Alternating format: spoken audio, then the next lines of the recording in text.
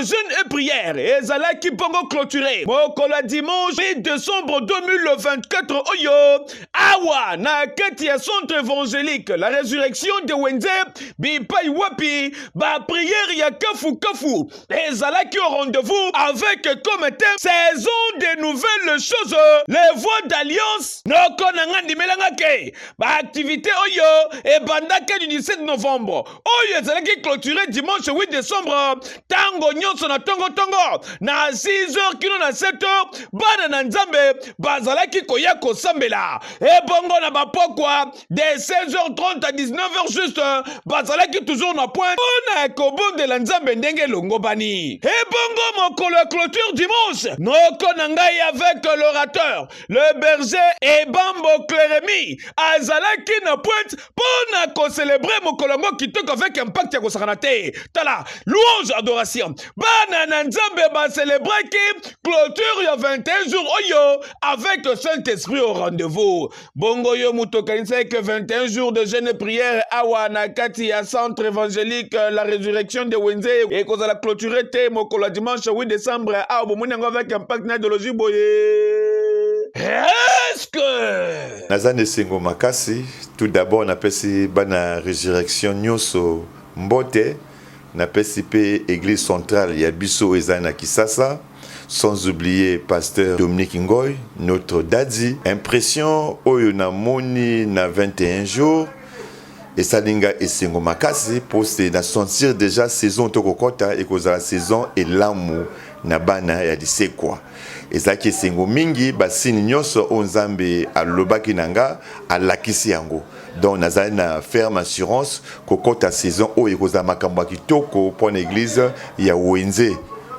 ezali na rue 753 twana séminaire moko ya makasi ya le 17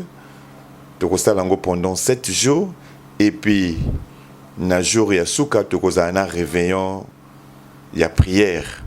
pour na ba na nzambe nyoso po to mokolo wana ba biso ba na bilangwa to obligé to organiser to maintenir dans l'église parce que ezali kokota saison malamu ezalaka par rapport na etamboli par rapport na comportement ya mwana na sengi na ba na nzambe ane oyo koya ezali ane lamu mais kokota nde ezali na bitumba batambola malamu likambo na moto te nzambe aza na contrôle na nyoso pote avant chaque année il y a toujours na ba contrat au moyen renouveler que ils appellent na ba contrat au nzambe pe a renouveler que yango wana na sengi na ba nyoso nzambe baza na église na événement ekoyaka le 17 baka ebele pote ezali loko eko déterminer année 2025 église evandi na 753 na Wenze na rue Mouila 949 boya kebele bozangate c'est le 17 autosane événement monene mais on toba cut na biso après séminaire ezongi normal na batongo de lundi jusqu'à vendredi toza na 7h 6h jusqu'à 7h et on a deux cultes il y a pourquoi où est salamaka mardi na vendredi à partir de 17h30 à 19h30 et dimanche QT continue toujours il y a action d'adoration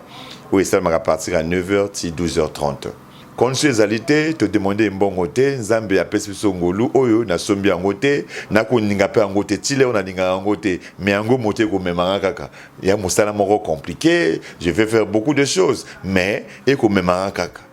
mais na CP na papa na biso la tête ba signe appel moko ba signe appel et loko linga te yango nde moté ko pousser et memanga kaka donc on a convaincu na ministère